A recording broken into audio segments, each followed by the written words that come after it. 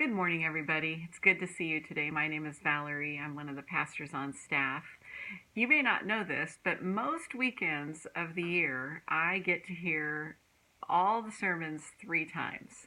And it's because either I'm sitting down in the front pew doing announcements or something like that, and I'm sitting through all the services, or it's because I'm up in the production booth managing things up there and I get to hear all the sermons. And I decided a long time ago that God, knowing me well, knowing how stubborn I am, decided that this girl is gonna need to hear the sermons 3 times. So that's my life for the last 25 years.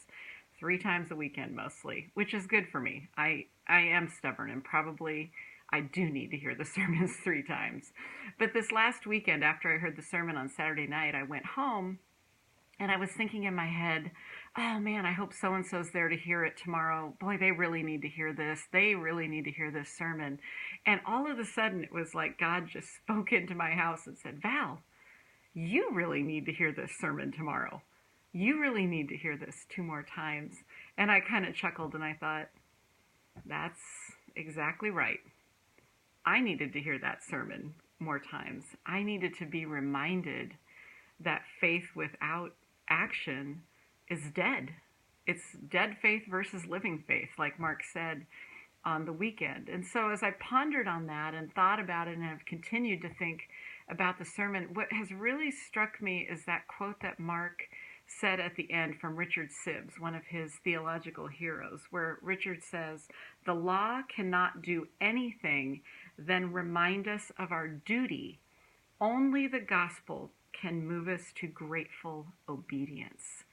And I kept contrasting those words, duty and grateful obedience. And to me, it reminded me of, we all have things that are duties that we have to do. And that's not bad. I mean, we need to do those things. But if they don't come from a place of gratitude, then we just become bitter in doing those duties. We see the people that we're serving as just items on a checklist. It's like, okay, help people, check. Okay, I got you off my list for today. I moved you on. Check, check, check. Instead of seeing people as an opportunity to show God my gratitude for all he's done for me in the gospel, for saving me, for calling me, for giving me a hope and a future. What a better place to come from. And so my encouragement to myself this week and my encouragement to you this week is, yes, pray that God will give you opportunities to live your faith out, to have actions that demonstrate that you believe in God. But while you're doing that, also pray that God will move you from gratitude. Pray that God will fill your heart with a joy that comes from knowing him, and that your actions will come from joy. Because I think that's when we avoid the trap of being a Pharisee and, as Jesus said, honoring God with our lips, but our hearts are far from him.